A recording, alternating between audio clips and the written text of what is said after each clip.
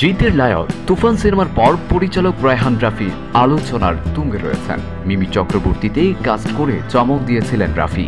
এবার সুপারস্টার জিতের সঙ্গে জুটি বাঁধতে চলছেন এই নির্মাতা। তবে জিতের বিপরীতে কোন দেশের নায়িকা থাকছেন উড়ো খবরে তার কিছুই জানা যায়নি। ভারতের সঙ্গে যৌথ প্রযোজনায় নির্মাণ হতে চলছে এই নতুন সিনেমা। এই ছবিতে জিতের পাশাপাশি চঞ্চল চৌধুরী বা আফরান নিশোও থাকতে পারেন এমন গুঞ্জন বেশ ডালপালা মেলেছে।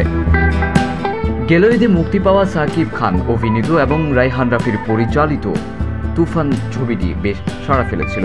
ছবিতে আরও ছিলেন মিমি চক্রবর্তী, নাবিলা ও চঞ্চল চৌধুরী। বাংলাদেশ ও ভারতের পাশাপাশি বিশ্বের অন্যান্য দেশের সিনেমাটি মুক্তি পায়। তুফানের ঘোর না কাটতেই নতুন খবর এসেছে। ভারত বাংলাদেশ যৌথ প্রযোজনায় রায়হান রাফি এবার পরিচালনা করবেন লায়ন নামের একটি নতুন ছবি।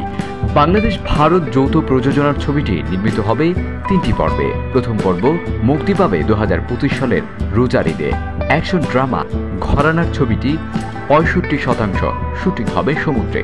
ছবির গল্প নিয়ে খোলাসা করতে চান না রাফি।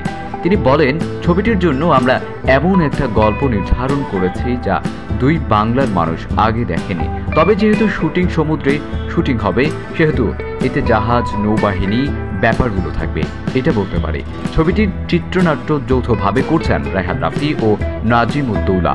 যৌথ প্রযোজনার ছবিটি ভারতীয় অংশের প্রযোজক হিসেবে রয়েছে শ্যাডো ফিল্মস। দেশি প্রযোজক, নায়িকা ও অন্যান্য অভিনয় শিল্পীর নাম খুব শীঘ্রই সংবাদ সম্মেলন করে জানানো হবে। News desk, Mehirul Miraj, 21সংবাদ.com।